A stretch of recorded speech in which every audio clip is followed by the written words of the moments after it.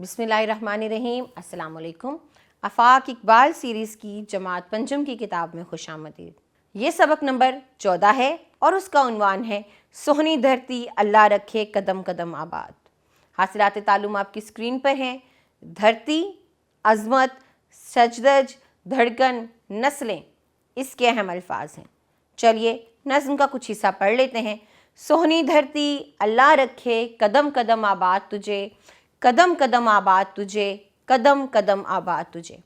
تیرا ہر ایک ذرہ ہم کو اپنی جان سے پیارا، تیرے دم سے شان ہماری تجھ سے نام ہمارا، جب تک ہے یہ دنیا باقی ہم دیکھیں آزاد تجھے۔ تو بہت خوبصورت نظم ہے، یقیناً آپ نے سنی بھی ہوگی۔ اس کو پڑھیے اور پھر اس کے مشکل الفاظ کے معنی جانیے۔ سہنی خوبصورت، دھرتی زمین یا مٹی، چرچا شہرت، سجدج شان و شوکت آن بان، عظمت بزرگی اور بڑائی کو کہتے ہیں، گنگانا تعریف کرنا۔ یہاں ہمارے پاس کچھ سوال ہیں جن کے جواب آپ کو دینے ہیں۔ جیسے پہلا سوال ہے سہنی دھرتی سے کیا مراد ہے؟ تو سہنی دھرتی سے مراد یہ خوبصورت سرزمین ہے جو ہمارے وطن کا حصہ ہے، جو ہمارے ملک کا حصہ ہے، اور اس کے لیے شاعر نے اس پوری نظم میں دعا کی ہے۔ اس مصرعے کا مفہوم لکھیں، تیرے دم سے شان ہماری تجھ سے نام ہمارا۔ تو بالکل ایسا ہی ہے، ہمارا وطن ہماری پہچان ہے۔ اپنے وطن کے دم سے ہم زندہ ہیں، سلامت ہیں، خوش ہیں، آباد ہیں۔ ہماری پہچان، ہماری شان، ہمارا نام ہمارے وطن کی وجہ سے ہے۔ ہم دنیا میں کہیں بھی چلے جائیں تو ہم پاکستانی ہیں، ہم اسی نام سے جانے جائیں گے، اسی طرح پہچانے جائیں گے۔ اگلا سوال کیا ہے؟ اس نظم میں وطن کے لیے کیا دعا مانگی گئی ہے؟ تو شاعر نے دعا مانگی ہے قدم قدم یہ آباد رہے، قائم و دائم رہے، خوش و خرم رہے۔ اسی طرح آپ کو اس نظم کا مرکزی خیال لکھنا ہے اور آپ کے لیے آپ کا وطن کیوں اہم ہے، اس سے متعلق آپ کو 5 جملے لکھنے ہیں۔ اگلا سبق یا سوال ہمارے پاس کالم ملانے کا ہے، تو کالم ملا کر اشعار مکمل کیجیے۔ آئیں بات کرتے ہیں۔ بات کیا کریں گے کہ جو ملی نغمہ ہے سہنی دھرتی اللہ رکھے قدم قدم آباد، اس میں شاعر اپنے وطن کے لیے جن جذبات کا اظہار کر رہا ہے، آپ کو وہ جذبات اپنے الفاظ میں بیان کرنے ہیں۔ کیجئے، بہت آسان ہے۔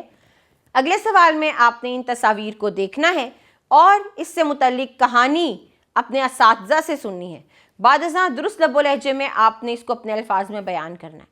تو بہت آسان کہانی ہے۔ دیکھیے پہلی تصویر میں لڑکا ایک ٹھیلے والے کو دیکھتا ہے جس کے پاس گول گپے ہیں۔ وہ ٹھیلے والے کے پاس پہنچتا ہے، گول گپے کھاتا ہے، لیکن گھر جاتے ہی اس کے پیٹ میں درد شروع ہوتا ہے، وہ بیمار ہو جاتا ہے اور اس کے ماں باپ اس کو ڈاکٹر کے پاس لے کے جاتے ہیں۔ لازمی یہ اس وجہ سے ہوا کیونکہ ٹھیلے والے کا کھانا یا گول گپے صحت سے بھرپور نہیں تھے، وہاں پر صفائی کا خیال نہیں رکھا گیا تھا۔ نتیجہ یہ ہوا کہ اس کے پیٹ میں درد ہونے لگی۔ آگے بڑھتے ہیں، زبان شناسی کا سوال دیکھتے ہیں۔ اور سوال کیا ہے؟ ان جملوں کو توجہ سے سنیے۔ کیا ثنا نے کھانا کھا لیا ہے؟ کیا ہے؟ سوالیہ جملہ ہے۔ اگلا جملہ، علی کب آئے گا؟ سوالیہ جملہ ہے۔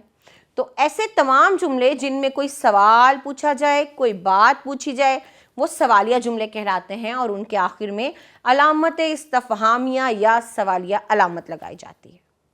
اس کے بعد یہ کچھ جملے ہیں جنہیں آپ نے تبدیل کرنا ہے استفہامیہ یا سوالیہ جملوں میں اور پھر لکھنا ہے۔ جیسے زارا پڑھ رہی ہے، تو کیا زارا پڑھ رہی ہے؟ راشد کھیل رہا ہے، کیا راشد کھیل رہا ہے؟ اسی طرح آپ تمام جملے مکمل کریں گے۔ اس کے بعد اگلا ایک اور تصور ہے، اور وہ تصور کیا ہے اس کے لیے جملوں کو غور سے سنیے۔ قاسم نے کہا اب میں آرام کرنا چاہتا ہوں۔ دیکھیے اب میں آرام کرنا چاہتا ہوں وین کے درمیان لکھا گیا ہے۔ اگلا جملہ سنیے، زارا نے کہا جاؤ سو جاؤ۔ جاؤ سو جاؤ کہ ارد گرد بھی وین ہے۔ تو جب ہم کسی کی بات یا کسی کا قول ہو بہو اسی کے الفاظ میں نقل کرتے ہیں تو اس کو ہم واوین میں لکھتے ہیں، اس کے ارد گرد واوین لگا دیتے ہیں۔ آپ نے کیا کرنا ہے؟ سرگرمی کیا ہے؟ سرگرمی یہ ہے کہ آپ نے واوین کا استعمال کرتے ہوئے 5 جملے لکھنے ہیں۔ پھر ہمارے پاس تخلیقی لکھائی کا سوال ہے، اور وہ یہ ہے کہ آپ کو یہ جو اشعار دکھائی دے رہے ہیں ان کی نثر لکھنی ہے۔ اشعار کیا ہیں؟ تیرا ہر ایک ذرہ ہم کو اپنی جان سے پیارا، تیرے دم سے شان ہماری تجھ سے ہے نام ہمارا، جب تک ہے یہ دنیا باقی ہم دیکھیں آزاد تجھے۔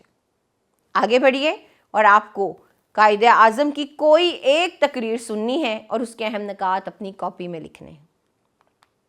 مہارت حیات کا سوال یہ ہے کہ آپ نے جو نظم پڑھی ہے اس کو زبانی یاد کیجئے اور ساتھیوں کو گا کر سنائیے۔ آخری سوال کیا ہے؟ استاد کی مدد سے کسی اور ملی نغمے یا ترانے پر ٹیبلو تیار کریں اور کمرہ جماعت یا اسمبلی میں پیش کریں۔ بہت دلچسپ سبق تھا، یقیناً آپ نے مختلف سرگرمیاں، مختلف تصورات سیکھے ہوں گے۔ اب آپ ان کو دہرائیے۔ اپنا بہت خیال رکھیے گا۔ میں اگلے سبق میں ملوں گی۔ خدا حافظ۔